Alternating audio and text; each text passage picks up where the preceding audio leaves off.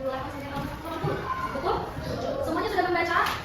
Oke, maka dari itu hari ini kita lanjutkan dulu. Pertama-tama misalkan menjelaskan ya, apa itu perundungan dan bagaimana sikap kita itu peduli dan tanggap terhadap perundungan tersebut. Oke, tujuan pembelajaran hari ini, misalkan kalian semua mampu menganalisis jenis perundungan melalui situasi yang diberikan dalam bentuk cerita atau kasus dan situasi. Selain itu juga kalian mampu memberikan respon yang berbentuk kepedulian dengan menyusun kalimat tanggapan dan syarat berdasarkan kasus perundungan yang diberikan secara santun dan logis. Miss ada video yang akan kita tonton, ada video reels. Nanti Miss akan tanya tanggapan kalian, pendapat kalian terkait video yang disampaikan ini. Bisa terlihat dengan jelas nggak? Yuk kita simak dulu ya. Oke, ini ada video singkat. Siapa yang menceritakan pada video singkat? Apa yang sedang dialami oleh Dimas? Oh, pembunuh ya. Dimas itu sebagai korban atau sebagai pelaku kalau pada video? Oke. Lalu pernahkah kamu mengalami peristiwa seperti Dimas? Di kelas ini kira-kira ada nggak yang pernah mengalami kejadian serupa seperti Dimas? Ada yang berani menceritakan pengalamannya? Itu oke. Misalnya, kalau kalian semua itu menjadi si Dimas, apa yang kamu rasakan? Oh, sakit hati. Selain itu apa lagi ya? Oh, trauma. Terus yang pasti dia happy atau sedih? Nah, itulah dampak yang akan timbul jika kita membuli seseorang. Kan sebelum kita ya membuli orang lain, kita rasakan dulu di diri. Oh, kalau kamu jadi korbannya, kalau aku digituin sama teman-teman sendiri, apa yang kamu rasakan?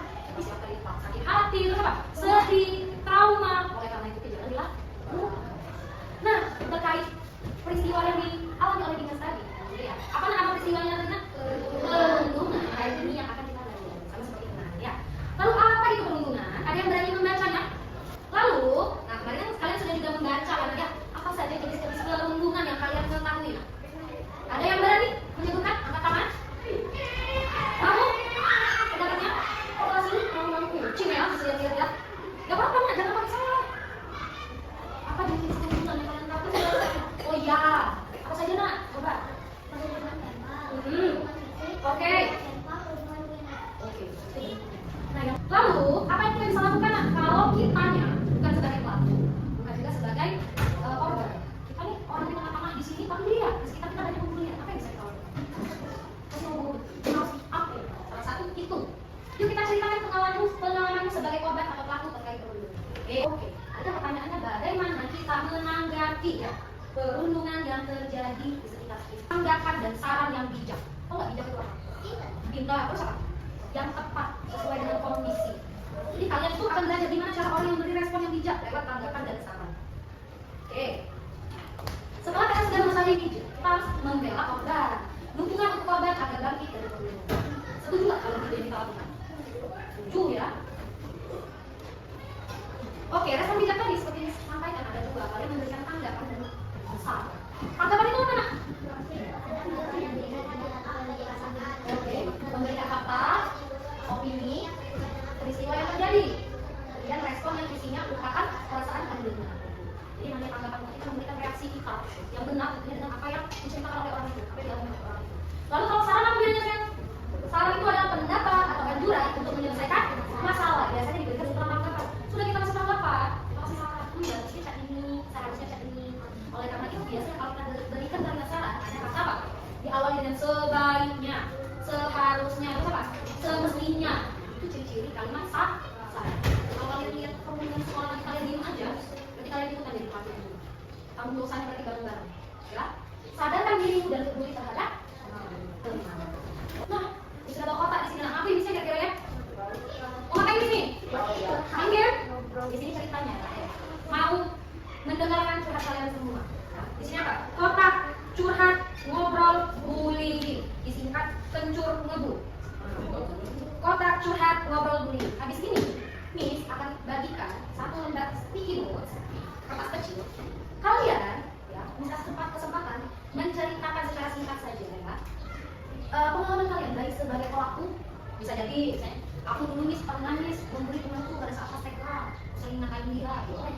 Atau juga kalian sebagai korban, ya, ceritakannya secara singkat aja gimana peristiwanya. Kalian tuliskan di sini. Tidak usah dibikin nama, jadi ala-ala apa anonim tanpa pengirim. Setelah kalian masing-masing dibagikan dan kalian tuliskan peristiwa ini, kalian masukkan di dalam sini. Ya. Nanti setelah itu bisa bagi kalian dalam kelompok-kelompok belajar. Yang isinya 4 sampai 5 orang.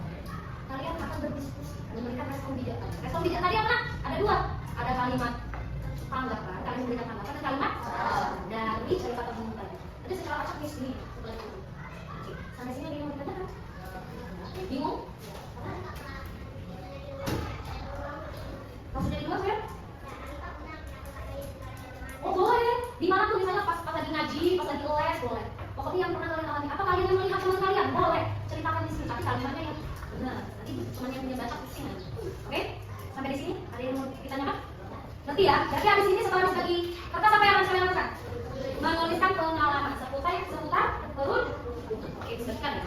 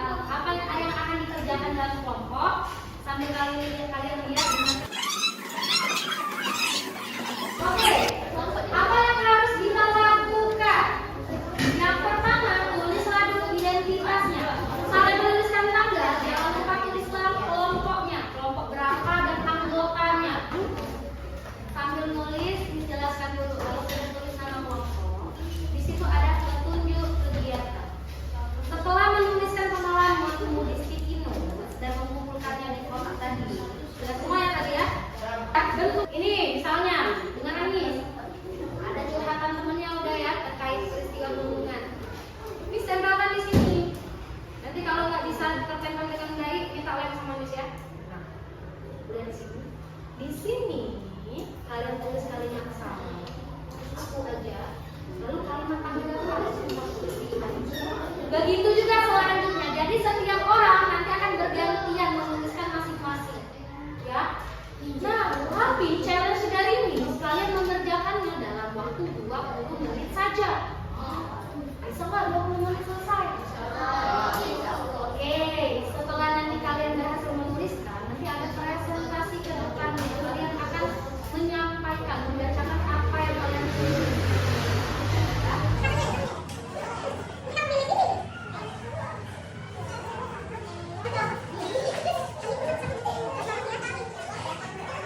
Miss kasih mulai dari sekarang 20 menit, silahkan mengerjakan dan diskusi dalam kelompok.